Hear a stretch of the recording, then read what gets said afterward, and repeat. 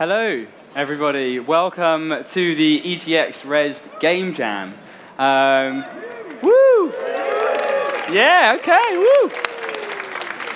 So this is the crazy competition where 6 teams have spent one day, about 8 hours, making a game from scratch. They've been given a brief. In this case, it was Touch, as inspired by Intel, who are the sponsor. They've got a new range of Ultrabooks, so Touch is their thing. So Touch is the theme of the game. And these guys, over here predominantly, have all been making a game, and they will come up and present their game, each in turn, and then our lovely judges, who I'll introduce you to in a second, will give them a short bit of feedback, and then at the end they will deliberate on a grand winner. And at the end we'll also give you guys a chance to cheer. You've already shown that you're really good at cheering, so let's do a bit more of that. So I'll introduce you to our judges first. Here we have Martin Littlewood from Yogscast.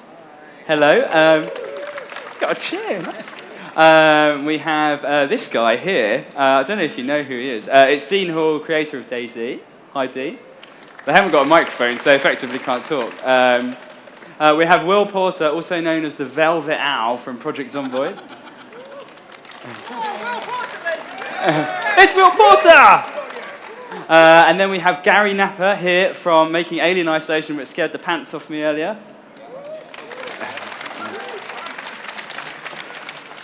We have Rami Ismail here from Vlambeer, Luftrausers, which you might play. It's out now. In fact, you can play it. So, hi, Rami.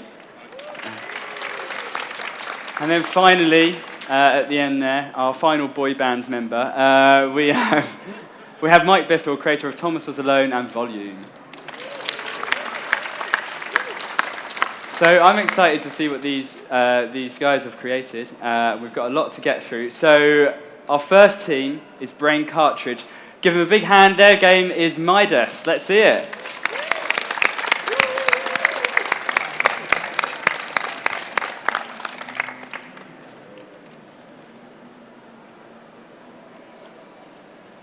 Hi everyone. Are we on? No, we're not ready to go.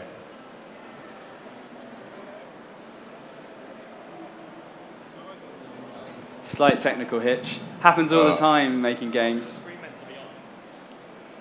Is it going to be on the screen? Yay! Hey, there we go. So yeah, we're Team Brain Cartridge, and this is our game Midas. Ta-da! So at the start of the jam, we actually came up with the idea for the game pretty quickly. We got in a little huddle and sort of threw around all sorts of different ideas, and then someone suggested, oh, what about the Midas Touch from the ancient Greek legends? And we thought, yeah, that's an amazing idea, let's go. So zoomed back to all the computers and then thought, what game are we actually going to make with that? Yeah, so we came up with this concept pretty quickly, and we had the idea that everything's going to turn to gold, obviously, because of Midas. But instead of being solid objects, we decided to make them into coins, because then they've got sort of physics rigid bodies, and you can move them around and interact with them, and push them forward to get into places and climb on top of things. And as we had both a 2D artist and a 3D artist, we were able to create the assets and the environments quite quickly and efficiently, especially with 8 hours in total. And we also wanted the 3D objects, like the crates, coins and pillars, to be interactable with the player, whilst the character was more 2D. Yeah, at the point where we had to do prototyping and some placeholder art, I actually came out with this idea of getting a ghost just to save some time, just as placeholder art. And when we put it in the game, we actually found that it does make sense and it actually looks quite good. So we changed the game mechanic about it. Yeah, so once we imported, originally in the prototype, we had this sort of fast-moving character who wall jumped and flipped around quite quickly. But as soon as we imported the ghosts, we were like, okay, this isn't really going to work, we need to change the game a bit. So we sort of made him a bit slower moving, he descends and glides a bit. And that kind of helped later on. As you're going to see here, we've got some platforming. Now, if you're big on platformers, you probably know you normally climb quite vertically with platformers, but ours, you climb quite horizontally because he's tall, so his hitbox is quite tall, so we'll bang his head otherwise. So I designed this level on pen and paper, so I wanted to show off a few mechanics, like being able to push things around. So we've got these coins and the spikes down there, but now we've just pushed them in front, so now we don't have to confront them. And likewise, I can press this and this tower falls down. So that was previously in my way, but now it's not going to be. So originally, when we had the sort of 2D and 3D going together, we had some kind of Frankenstein's monster of both of them. But then, as time went on, we implemented sort of this nice back wall and the torches and stuff. And so it suddenly sort of came into its own and started to look more like a proper game and less like something that had just been sort of shoved together out of the assets of the two. And we wanted to give a proper sort of meaning to the ending of the game rather than just making it, oh, you win. So we've given the player this choice of, oh, there's this hell door and this heaven door, and which one do you want to unlock? So if I can actually do it, they climb up here and get the key to pick the door, but they don't actually get to pick because it turns to gold. And that's the meaning of the game, so yeah. So here, like, just quickly at the end, the credits turn to gold. Yeah, we kind of had some time at the end, but not quite enough time to implement some more stuff. So yeah, our names just turned into gold bling. But we had a couple of ideas of things we wanted to add to the game as well. So, for example, on the platforms, if you had the ropes, if they then turn to gold, it could be both a good and a bad thing. So maybe the platform falls down and it blocks a lava flow, so you're able to jump across, or maybe you accidentally bump into it and then you can't get to the top of the platform. Yeah, so likewise with the ropes, if you're thinking of the ropes bursting into coins and there's a box attached to it, then once the box falls down, these coins will form a protective layer over it, so then you can't touch the box anymore. But once you start walking over the coins, they'll slide off the box, so you've got to be really careful about when you use them, so you'll normally like move across and like set up a level before you actually go and complete it. Yeah, I mean, the game's pretty much about choice, and it's the touching things and turning them into gold can be both a good thing and a bad thing, and it's kind of up to you, the player, to decide. So another example is you have, maybe you have something and you don't want to turn it to gold, so you turn something else to gold and you sort of push along the coins, and the coins push along whatever it is to the place it needs to be. Yeah. And likewise, if you have some object that you need to move around with the coins, if you use too many, you might like engulf it in coins, and then it's like inaccessible. And we were thinking as well, with the whole Archimedes thing, you could have water that rises, or as you push coins down it, the water level rises, and then you can sort of jump over the top of it and stuff like that. Yeah, or equally, going back to the lava flow, you have the sort of coins fall in the lava and then they slowly melt, so you've got to quickly jump, put as many coins in and then quickly jump across to get to the other side. Yeah, we didn't have time to do that, so... So that's in version 2. So yeah, that's our game. All right, fantastic. Okay, now imagine it's like X Factor, and our judges are going to give a short piece of feedback. Guys, stay on stage just for a second, where we get a little bit of feedback. Okay, starting with Mike. Yeah, the burst into coins is cool. I can see a lot of uses for that, and I think that'd be an interesting thing to expand. You have 25,000 emails. Holy shit. I had the same thing. I saw a lot of opportunity. I would have liked to see you explore that a bit more instead of ending the ending and the floating puzzle halfway with the spikes. Gold. Always believe in your soul. Seriously, I really like the guys. You took a concept and then you identified a mechanic based on that concept. You iterated it. I really like that you learned from it and you changed like the 3D to the 2D. So I admire your process. Yeah, I just think it's got a really good sense of discovery from the first moment, like you see the shower of the gold coins, and I think that's a really cool moment. I think you really built on it really well. Yeah, I think you went through the first most important door, which is you actually finish something, and that's really critical. So I think that you should get huge props for that, finishing it in a really short period of time. And then I guess the other important thing I was wondering was, is it fun? And I think when you started talking about the water and the lava, I think that really would be something that... Before that, I was a bit like, okay, I got at that last level, you were like, okay, I see how you have to use it. And then when you started talking about the water and the lava, it was like, okay, yeah, that sounds like it might be quite fun. That's pretty much everything I was going to say. Also, as well, I just like the kind of the element of troll inside of it with a pillar coming down. I wasn't expecting that myself, so if I was playing it, that would have been a scream moment. Fantastic. Thank you, judges. Thank you, Brain Cartridge. Okay, time for us to move on to Team 2, which is Arch Creatives, and their game, Heavenly Touch. Welcome them to the stage.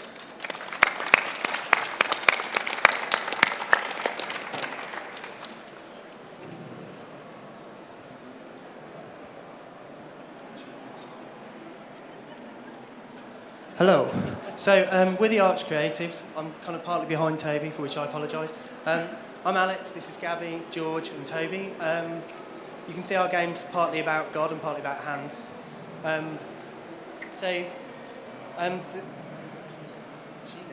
Oh, yeah. So basically, then we've got theme, a touch. We thought about something mystical, something like maybe touch of God. And yeah, we've got giant fingers from the sky, and you can smash imps with them. And afterwards, we managed to do a literal meaning of a touch, and you can play this game on a touch screen. Yeah, so that's kind of a big part of it, is when we heard the theme, we were like, you know, it's touch, so let's try and actually make it so it's all touchable. So you interact with the environment by using your finger, and you know, you drop the hand of God on people. Oh yeah, sorry. I can hear it really well in my ears, so that would explain why I wasn't holding the microphone close, sorry. And you know, the main thing as well is that it works really well on any device that's got a touch screen. So you've got, like, you know, an iPad or an Android phone or an Intel Ultrabook TM with multi-touch display. That would be really nice. And you know, one of the things we try to do when we do stuff is try and make them personal and have a sense of humour about it. So you can see we sort of do a bit of inspiration from maybe Monty Python and sort of old, you know, the moon's sort of out of an old cinema thingy from when films were all black and white. Also, as gameplay sounds quite fun, we decided to play with graphics a bit, and inspiration came from old film Journey to the Moon or Mighty Boosh thing. You can see our lovely pixelated moon over there. So actually, I think this game could have big potential, because you can move platforms like around, and in prototype it sounds quite good, I think. And if we would manage to add loads of moving platforms and levels and I don't know, improve graphics maybe, we could create an amazing game. And I think we will go further with this and create maximum potential of this game. Certainly, I think we'd like to finish it at some point. So you can see at the moment, like, it's a bit of a prototype. None of us had done an 8-hour game jam before, and that was a bit of a shock to the system, truth be told. I'm sorry, I'm busy watching the game. That's clearly not helpful. The one thing I wanted to say, we do feel like we produce something where you can kind of, the core mechanic works. It's kind of hard to see it when you see it, I think, but when you touch it, it's kind of funny, like, and I think that's kind of important for us. And we were really struggling to tell if it was any fun, because when you spend 8 hours looking at something, you kind of can't tell anymore. And this morning on the train on the way here, I happened to bump into a friend, and his kids like borrowed my laptop and played it all the way here. So, and they wouldn't give it me back. So, I mean, that's hopefully a good sign. But there you go. And I think so. The game jam for us, it was more about have fun, like, for us. So I think we had loads of fun making this game, and I hope admiring this game was fun as well. Yeah. So yeah, like Abby says, in summary, like we kind of just entered into it with 8 hours, hoping we'd finish something, and we did something. So that's a good thing. And you know, my friend's kids liked it, so we're all quietly stoked about that. So that's really, there we go, that's our game, Touch of God. Or Heavenly Touch, rather. Fantastic. And what I think people can't see necessarily is the guy here who's controlling it, well, that's how he's controlling it. He's moving the pillars up and down with his finger, as well as he's dropping the hand of God, I think? Yeah, so you control the pillars with your finger, and you also drop the hand of God on things by touching where you want it to fall. And obviously, like, if we were going to finish it, we'd add like extra stuff for you to kill, and just generally, I guess it's essentially sort of an endless runner, but the point of our way of touching it was touching the world rather than the thing. Yeah, I think that's basically, I think we're done. So thank you for listening. Fantastic, thank you very much. Okay, judges. would you like to tell us what you thought? Mike first, please. I liked it. I actually think it's a really good example of a game with too many mechanics, weirdly. I think actually, because you've got the dragging and up and down and tapping to kill, I'd actually remove the tapping to kill. I'd have it all be about pillars. So you have a top row and bottom row, and you can move them up and down. The idea of kind of setting a path out for an infinitely running and unstoppable endless character is actually pretty cool. You could have columns with spikes on, so you can do the quick kill. I think that the idea of that tactile thing of building the path that's in front of them could actually be a really interesting mechanic. I think you might have overcomplicated or undercomplicated it by doing the tapping, but that could actually be the base of a really good endless runner. I like it. Yeah, basically the same thing. I think there's a bit of control ambiguity, which is always sort of you could have used one mechanic to achieve a lot of the things you do. Congratulations for completing your first game jam. That is super wonderful. Super great that you participated. Thank you so much. I really like the way you guys picked an art style, referencing like Journey to the Moon and Monty Python. That's a really cool thing to do, like especially with the restrictions of time in the game jam. And it's the kind of thing I'd like to see develop further with, like, you know, I can imagine one person controlling the character and the other person manipulating the world, and that's something I've always been interested in. I've never seen it work really well, so that'd be something to like explore with it. Yeah, anything with a Monty Python reference gets a bonus point from me. And and I really like the concept. I think maybe a bit fewer columns and a bit more speed might really kind of like get the pulse racing a bit more. But yeah, really well done, guys. I was playing some Lemmings on the Amiga before, and it had been like 15 years. And one thing that might have helped was if you have those other mechanics, like Lemmings, the original Lemmings has heaps of mechanics, but it introduces them very slowly. So you might be able to still have those, like Hand of God and all that, but introducing it slowly, you might still achieve the thing. But it took me a while to figure out, not seeing you on the tablet, I was kind of like, what? I didn't really get how it was fun, but I could see that you were actually having fun lining it up on the thing. So I think it would actually be, you know, interesting to actually play it rather than watch it. Yeah, I'm definitely in agreement that I like the idea of it being faster, probably wider pillars as well. You wouldn't necessarily have to go down the bit trip runner route with the whole like moving on the beat, but I'd definitely love to see faster movement and maybe even using the pillars to fling them up and use the momentum to take them over these large gaps. I think that would be a really cool thing to put in there as well. But yeah, congrats. Oh, can we have this microphone on again, please? Hello? Yeah. You can totally do that, actually. You can throw them up in the air, but we forgot to say it because we all got nervous and Gabby went out of order and then I went out of order. I noticed a hint. Apologies. And the other thing, that what you say is completely fair. The original idea for the Hand of God was you would touch and then pull it down, like you were literally smashing stuff with God's finger, and then time. Well, thank you very much, the Arch Creatives and Heavenly Touch. Okay, let's move on to our third team, who are called What Killed the Dinosaurs? No one knows. Well, hold on. And with their game, Can't Touch This.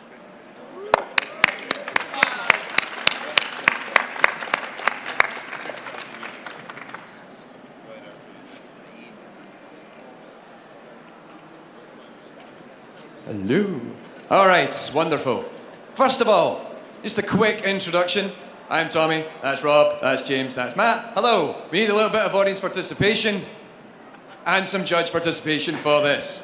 So you might be wondering, what killed the dinosaurs? A little bit of noise. How many of you like Arnold Schwarzenegger?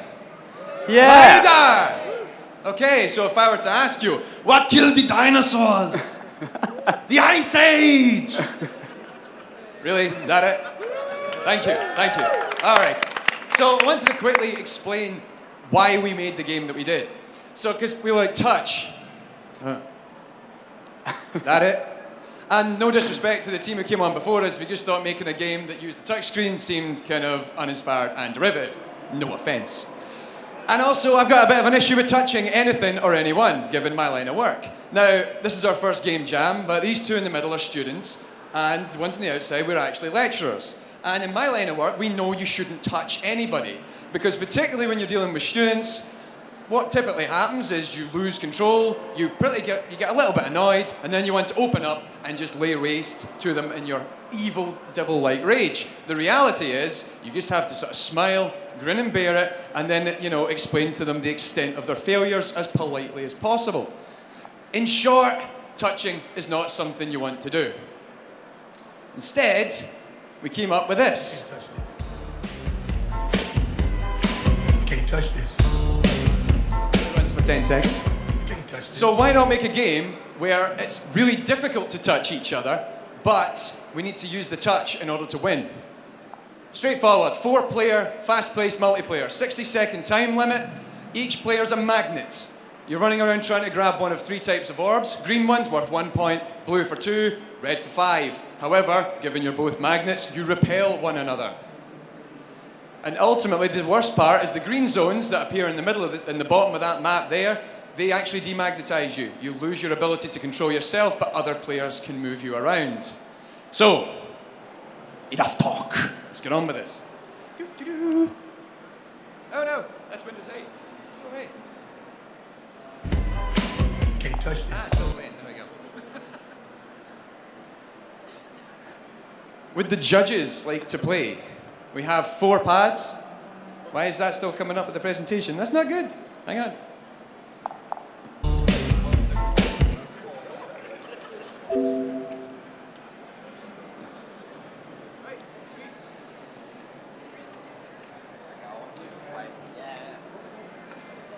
Left stick only to control yourself.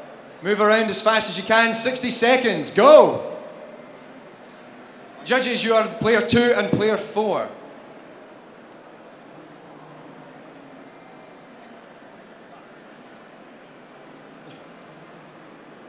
So what's happening is that as each player gets really close to one another, their magnetic forces begin to knock each other back. And you're seeing there, player 4 and player 1 are essentially knocking each other around. Player 2, I think, just got hit in the dead zone and as a result can't move. Who was player 2? Was that you, Mike? Come on. Now what's happening is that the actual score power-ups keep respawning every couple of seconds. However, there's also a probability that they move to another spawn point on the map, so you can all be rushing towards one, and then it decides to move somewhere else. Come on, time's running out. Who's winning? Player 3, 21 points. So close. And then map 2. More of the same. We actually got pretty far with it. We had this version working. Sadly, we actually built a power-up system, which we never got to implement in the final hour. We'd been looking at things such as having phasers where you could run through each other and then just ignore them. But again, all these power-ups would only activate if you touched one another or you touched something. It was a bit of a pain. It was rather disappointing because we were so close and James had worked really hard on it. But we think that some of at least the basic mechanics are there. You've got some of the magnetic behaviour and you can throw each other around. They seem quite enthralled. I don't know about you. And also, we forgot to put the song in the actual game. We put it in the presentation, we forgot to put it in the game. Aye. There's so much to do and you've only got like 8 hours to do it. I mean, come on! Okay, we've got time for about one more game. Maybe swap the judges around. Are there 2 maps for every... We can play this level one more time. It will just loop on the last level Okay. there. We never finished rigging the 3rd level properly.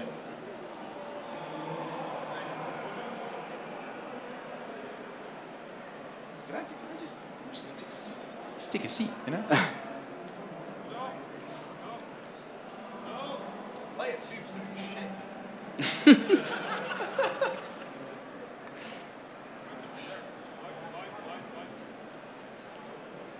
Who is player 2? Is that Dean Hall? It's broken. What's happened to player 2?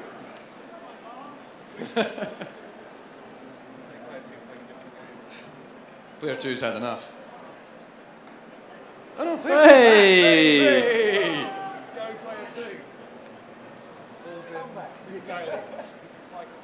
player 2. No, player 1's run away with it. 36. Okay, guys, I think that's all we got time for on that. So thank you, Can't Touch This, and what killed the dinosaurs. We'll just get our judges sat back down again. They're exhausted after that. Okay, Wow. Let's start with Mike. Mike, what did you make of that? I liked it. I think. Well, if it's dodgems, and it is kind of dodgems, I think that punishing me for attacking other people, while interesting, actually kind of takes away my instinct is to ram into everyone else's And I get what you're going for, but I think that might be something to tweak. Thanks for letting us play a game. That's great. They're video games. What? Oh, sorry. Mike told me to stop being nice. Okay. So, I like the base mechanic. I think it was problematic that two of the judges were trying to figure out whether they were actually controlling something. That's sort of a problem, especially 30 seconds in. I like the floatiness. I kind of liked it and I kind of didn't. I mean, I know what you were going for. I feel that it should either be more pronounced or not as pronounced as it was. Sort of felt like it could have used a few playtesting rounds where people could just toy around and tweak the values a bit. But besides that, I had good fun.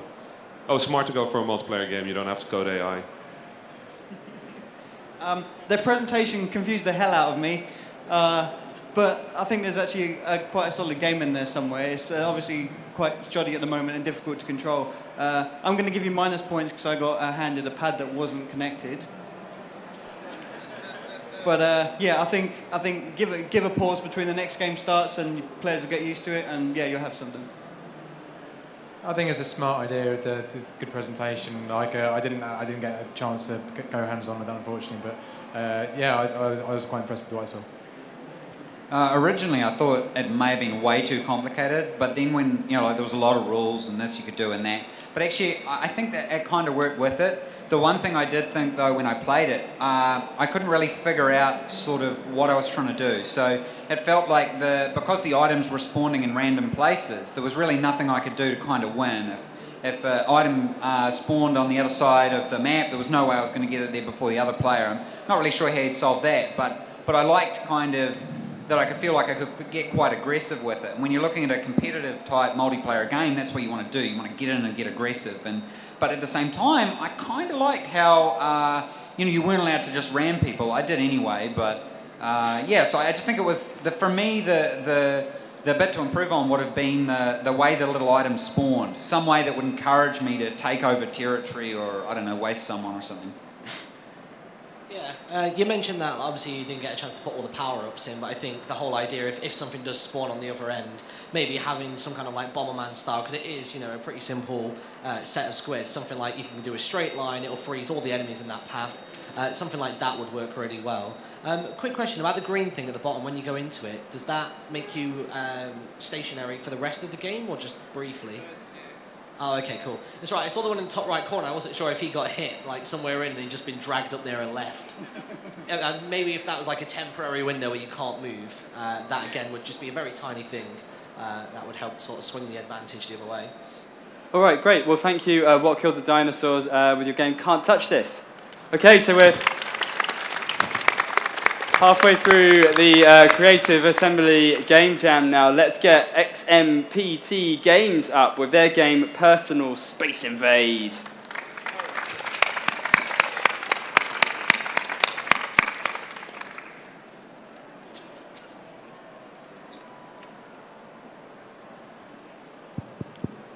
Hello everybody, we are XMPT Games and we're going to show you a live demo of our game. We're going to get the judges to play it. Oh, it's been done, but we're going to do it. Before we get to that though, you're going to have to sit through this brief introductory lecture. This is Hugging 101. Now scientists currently believe one main theorem of hugging, which is that you need two parties to make a good hug. There's the hug giver and the hug receiver. When those two entities come together, everybody gets what they want, everybody's happy, and if you're lucky, dinosauric hug combos can ensue. However, things can go wrong. If you get two hug receivers together, nobody will initiate anything, nobody gets what they want, nobody is happy. And even worse, two hug givers, people who love giving hugs, but not necessarily receiving them. If they come together, well, they can get pretty angry. Now imagine if four such people who love giving but hate receiving hugs were pitted against each other in four-player single-screen arena combat. Bear that in mind as I hand over to Alex Kelly to tell you what our game is about. Thank you very much, Ed. So when we got given the theme of touch, we thought, well, touch. We all hugged each other because, we're just that kind of people. And then we thought about, who actually really enjoys aggressively hugging people. So your granny is a perfect example. You don't get away from seeing your granny without getting hugged. Your teddy's the same. I mean, you might think he's passive, but look, he's like that. He wants to hug you. Smelly monsters, less well known, but actually they're really angry because they never get to give anyone any hugs because they're so smelly. And aliens. What aliens, you ask? Face huggers.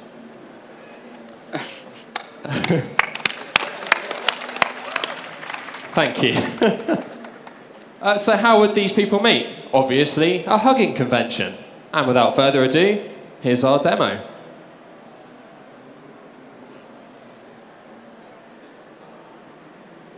Okay, so we'll play a quick demonstration to show you the mechanics, and then we'll get the judges to have a go. So, personal space invaders. Just a quick explanation of the controls. So, left stick to move, left shoulder button charges your hug up in a radius around you, and then right shoulder button will execute the hug on all the people around you. So, let's go. Okay, so as you can see, when you're not charging your hug up, you're quite quick, but as soon as you start charging that hug up, you slow down. So it makes it like there's some tactics involved. To get away without giving a combo, it might be better to just stop charging your hug and run away. So you can get a single person in your hug radius, that's good, but if you get two people, that's a combo, and as you can see, there's even better combos available. So I've only got 1 point, so now playing one-handed probably isn't going to help me. The way the scoring system works, hug a single person and you get 1 point. Hug two people and you get 5 points for the second person. If you manage to get a third person, that's a dinosauric hug combo, and that will earn you a total of 18 points. So it's higher risk to go for the high combos because it gets you in the thick of it, but with a big reward. And the winner is the person with the highest score at the end of the game.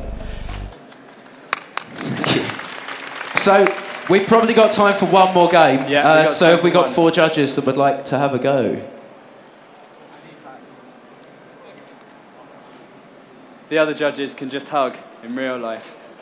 I think you'll be the teddy bear. Oh, they are? Fantastic. We're just going to stand here for a few minutes.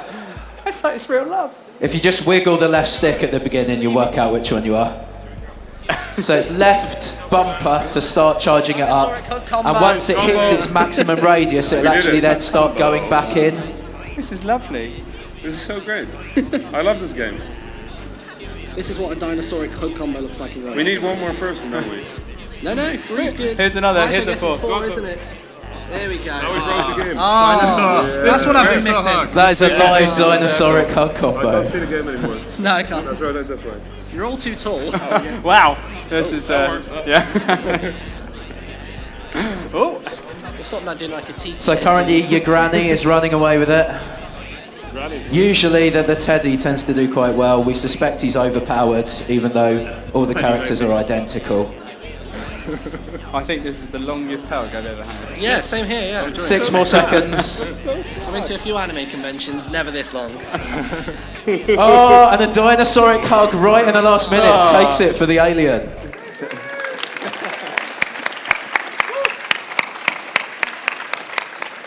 Fantastic. That's all we got time for, but thank you very much, XMPT Games. Let's hear what the judges thought. Okay, 1, best hug I've ever had. 2, I absolutely loved this through and through. I was actually really pleasantly surprised that you had the character art on the title screen and for the avatars in each of the corners, but the fact that you went sort of the pixel art route for the in-game gave a nice difference to the circle as well. And one thing I was worried about was that the circle, the radius for the hug would be infinitely growing, but I did notice one person managed to get to go right the way to the top and then it shrinks back down again, so you've really got a brief window of opportunity to really, go for the dinosaur one. So yeah, congrats, really into that. I think it was simple, was well executed, and you linked everything together. So the art style went together, you had a tutorial screen at the start, and it was fun to play. So yeah, there's not really much else to say beyond that. I actually go to a lot of hug conventions dressed as a teddy bear, and I can say that's a very accurate simulation of what it's like to really be there. And I love the art style. and I had fun. And it was seriously well done, guys. So I'd written down notes here about using the combo multiplier and the charge at the expense of movement being really nice things, but actually, yeah, to just back everyone up, it is really, really good fun to play, but I do have to put you in touch with our legal team at 20th Century Fox, I'm afraid, so... So even though I spend most of my time hugging people here on the stage, what I saw of the game looks really, really interesting. I mean, I do sort of, since I haven't played it, like my biggest question mark would be with the balance, like if that actually does work out, if there isn't a solvable in what is the best strategy. But besides that, it seemed like good fun. Asymmetrical physical assault game. I love it. I think there'll be some interesting blog posts. My only real issue is it was mechanical. I think it's solvable, as Rami said. That's the biggest challenge you have. There is the penalty of movement speed, but when we were playing it, everyone was basically holding down that button, so it wasn't really a penalty because it was applied to everyone. There has to be some way of basically making me play well or badly. It didn't feel like there was a skill choice there, which isn't necessarily a bad thing for a very quick pick up and play game. We all had fun, but some kind of penalty for making the wrong choice, basically. Like, you can't re-hug again if you activate after you've activated your hug, so you have to use it at the right moment, stuff like that. Fantastic. Sorry, yes, you have one more. Do you want to borrow the microphone there? We're going to put the game up for free on our website. It'll take us a few days to get it up there, but if you want to play it, we'll make it available for everyone to get their hands on. What's the website? xmptgames.co.uk, or follow us on Twitter @xmptgames to be notified of its release.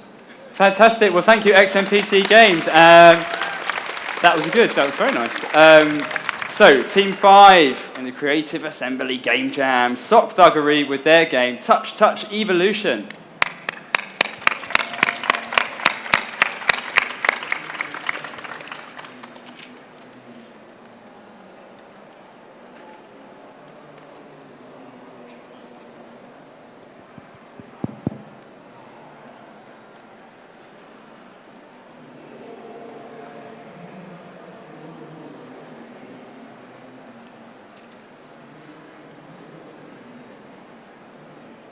I feel all warm and fuzzy inside after that hug.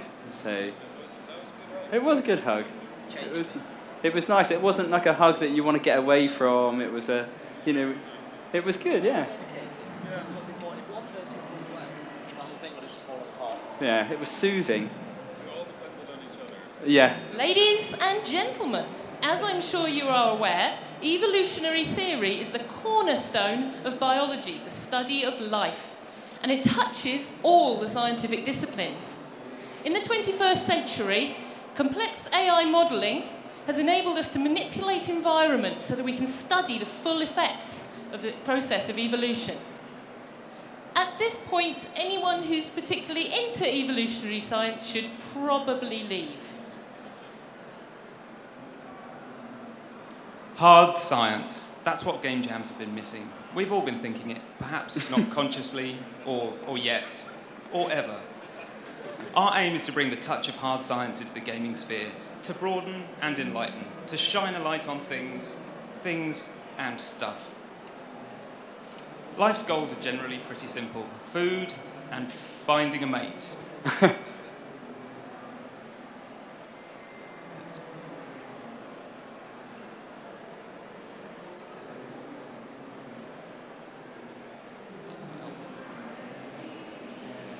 These very drives are the core basis of our simulation of life. When they are hungry, they will eat anything within sight. When they are horny, they'll do that other thing. Touch is the key. Touch to eat, touch to mate. When they're full, they look for a mate that shares similar characteristics in metabolism, movement, and sight. Their offspring will mutate based on an average of their parents' various subsystem stats, how quickly they can turn stored energy into immediate energy, how fast they can move and turn, how far they can see, how many, or even if they have any eyes at all. Let's take a look.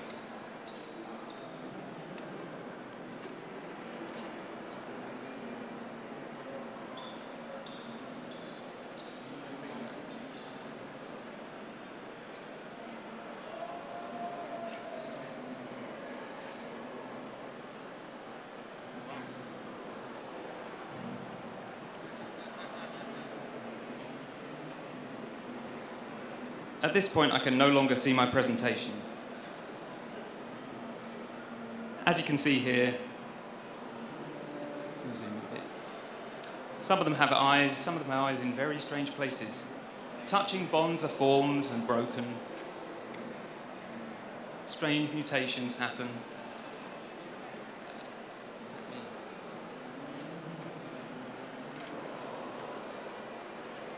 That's better, that's fine.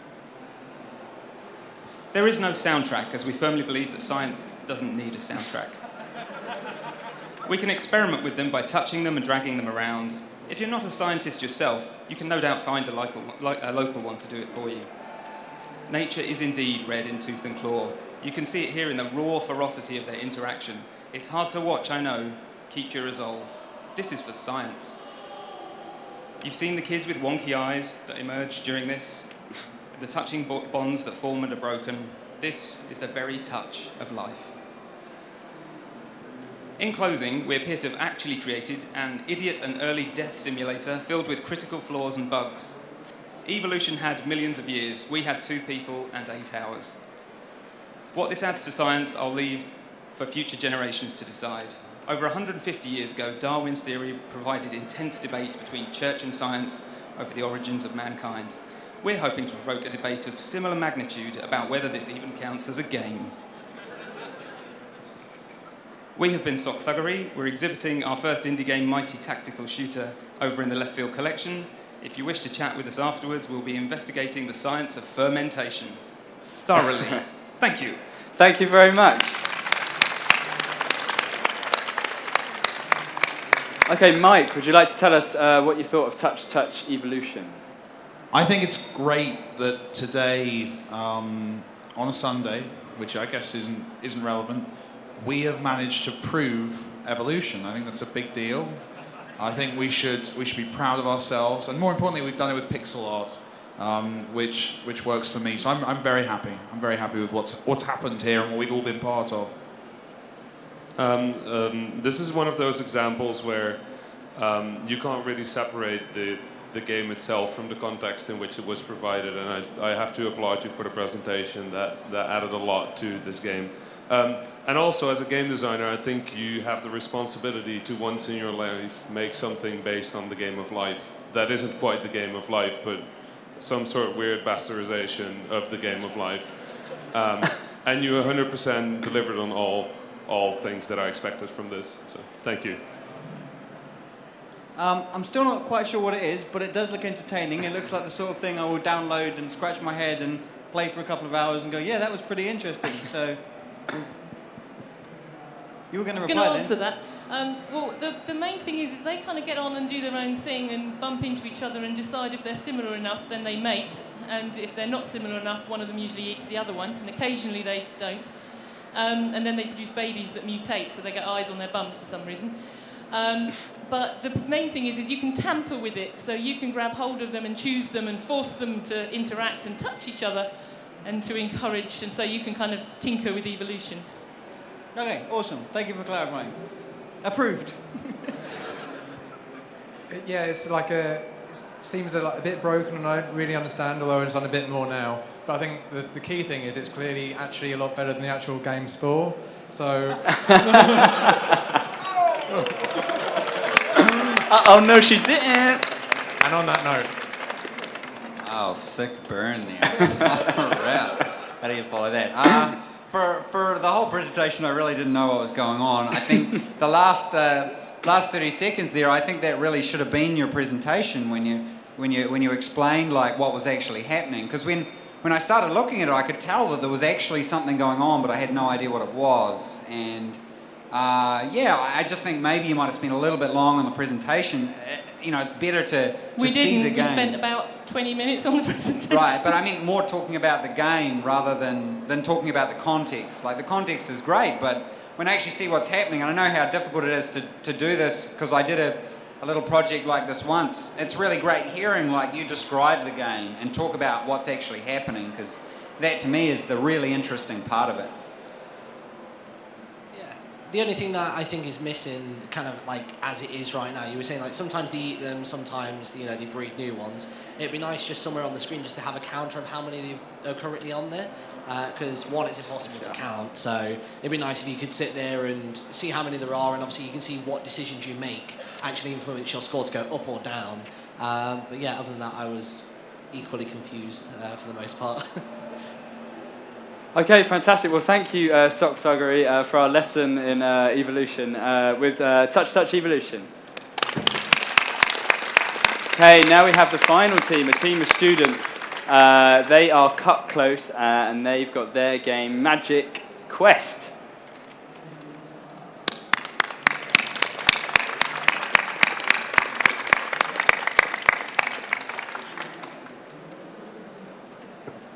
I can see a wizard already, I'm interested.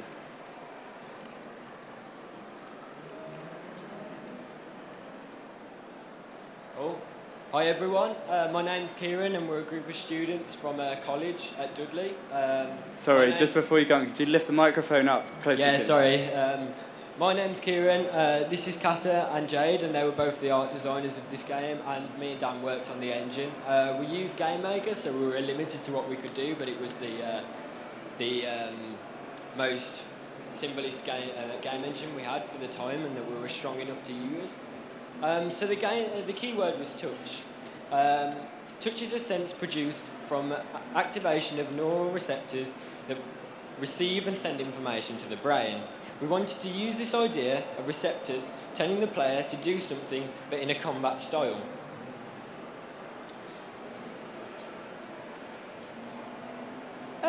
Magic Quest is about the little character here called Beardus, if I can remember his name actually, Bulbous, because he bounces quite a lot, and it's like a fantasy adventure game.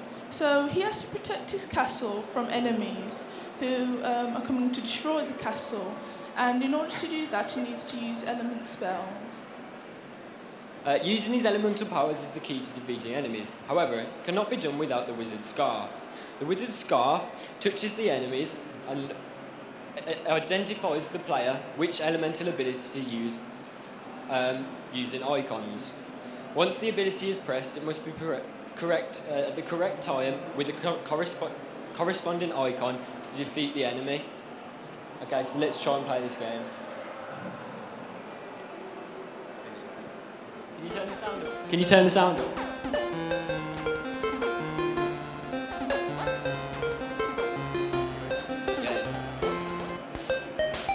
Okay, so we've got the wizard on the left, and as you can see, our enemies are scrolling from the right. When they pass the wizard's scarf, an icon appears, and the corresponding element must be pressed. As the game progresses, the game gets harder, making the enemies spawn quicker, and it changes the rotation, so you're unsure what could come next. Our game was basically inspired on a mixed audience, so we could do an aim at different people, hence the cartoony style and the happy, fun and cute appearance.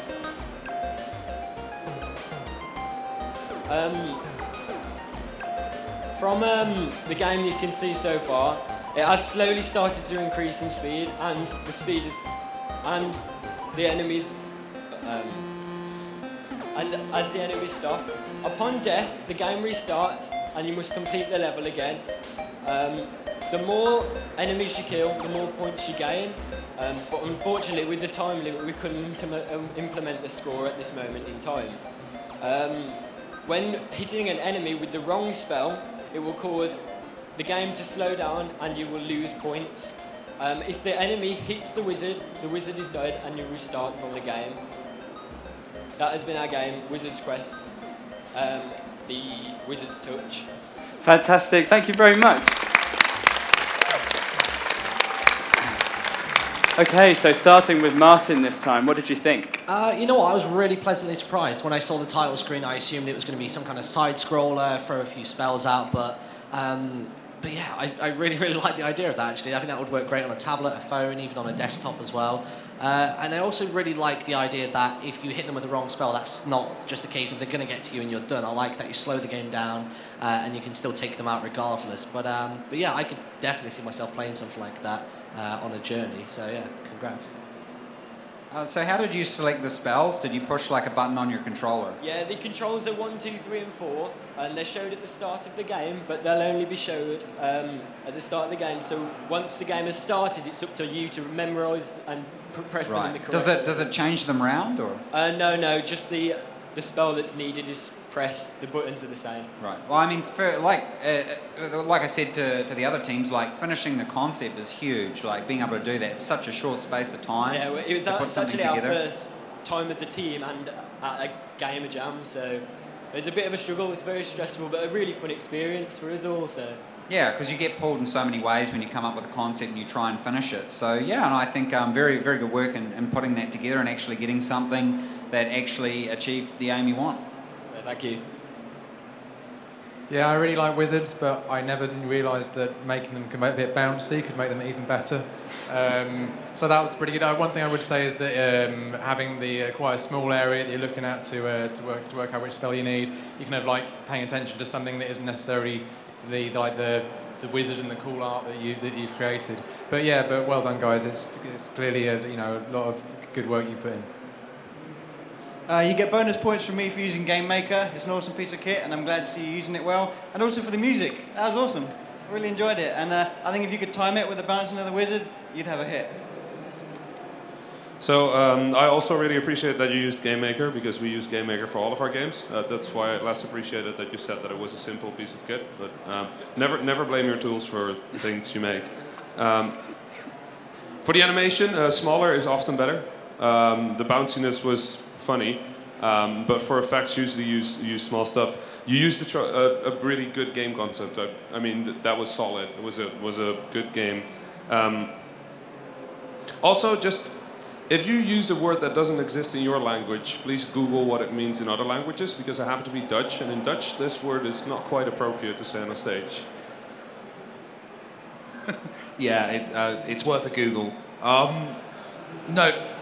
Or not. Don't Google that word. Don't pull your smartphone out of your pocket and Google it. No, I actually really like that. I think, yeah, the idea of, because it's basically a rhythm action game. It's almost Guitar Hero, which I like. I like the thing. I think communication's one problem. So as someone said, the small icon. If it's a flame, make it like a Bunsen burner. When you move different elements through Bunsen burner, flame changes color. You can do something really cool with that, and it's just a palette swap, so it's easy and cheap. And actually, the slowdown, I'd flip it because actually, like if you look at a lot of these games, you want to build up panic when things start to go wrong. So having it start slow, but if you mess up, it starts going faster, could actually be really cool and kind of get. I actually think that's a concept worth exploring and developing, because there's actually a really nice, quick little fun waiting for a bus game in that, I think. Great, thank you very much. Cut close. Yeah. Don't say that. Don't say cut close. Don't say cut. Don't say spell with a K. Google it. Don't Google it. Yeah, don't everyone Google it now. Don't everyone Google it right now.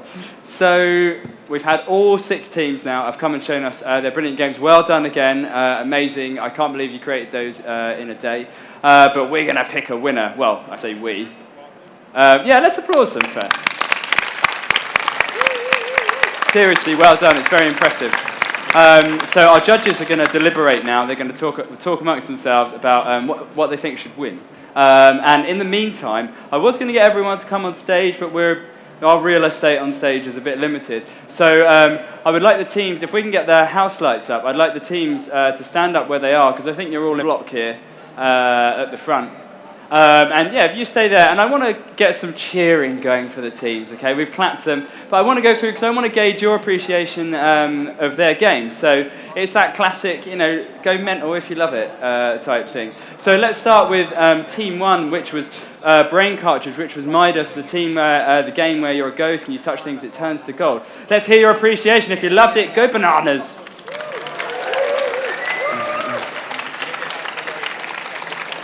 Very good. Okay, moving on to Team 2, Arch Creatives, which was Heavenly Touch. So the platform's moving and the God Hand. Oh, hold on, gets copyrighted. No, the God Hand coming down and touching them. Let's hear your appreciation of that.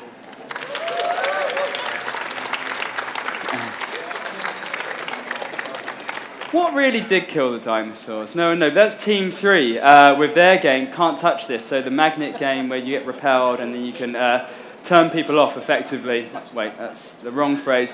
But let's hear your appreciation of that.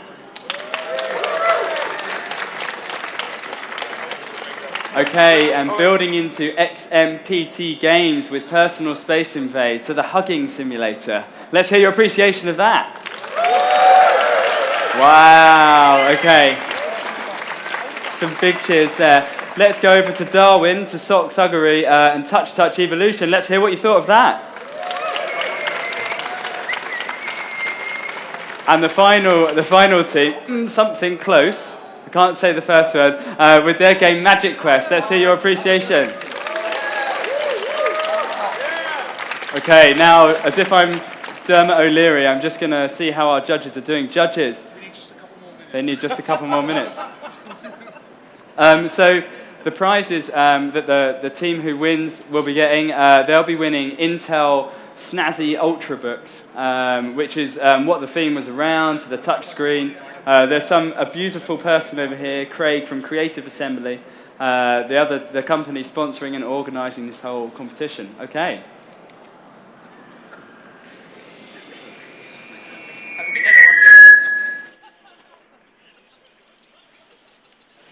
Okay. The judges have talked to me in my earpiece. Wait.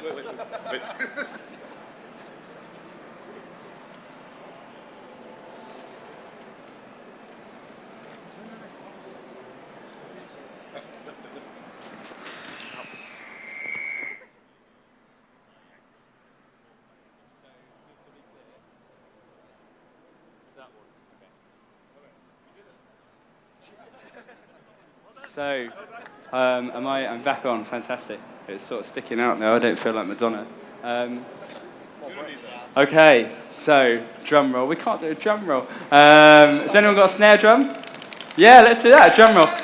So the winner, everyone's winners, I should preface this with, Rami was very clear, everyone's winners, but the winner of the Creative Assembly 2014 Game Jam at Rezzed is XMPT Games with Personal Space Invade Hugging Super Simulator.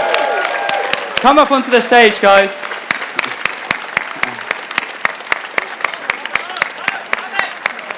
It's a hug. It's a mass hug. Can we get all the other entrants into a massive bundle hug in the middle as well, please? This is going to be the biggest hug I think I've ever seen. And the judges as well. Let's try and get everyone in here. Whoa, fantastic!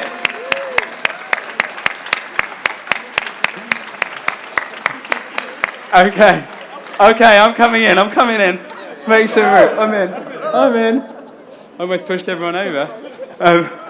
Okay, and so for the winners, XMPT Games, you guys have won. The guys from Creative Assembly, I'm sure will want to come up and present you with your prizes now. So we have the lovely Craig and Will here from Creative Assembly. So well done again, guys. Awesome stuff.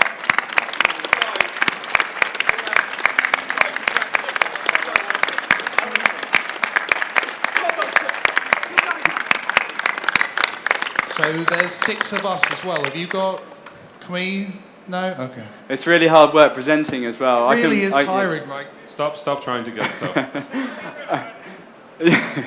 Thank you very much, everyone, for coming. Thank you for coming to EGX Rezzed as well. I hope you're having a good time. Up next, after this, is Frozen End Zone. Please come and see that. This session has run a bit late, so it's probably going to take a bit longer getting round to that. A massive thank you to our judges. So Martin, Dean, the Velvet Owl, Gary, Rami, and Mike. Thank you very much. Thanks again to everyone who entered. Seriously, a lot of hard work. I could never do that, which is why I write about games, because it's easier. It's a cop-out. So thank you again. Massive cheer, and thank you guys.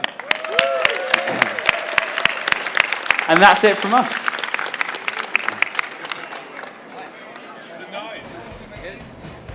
I think I'm still turned on, yeah.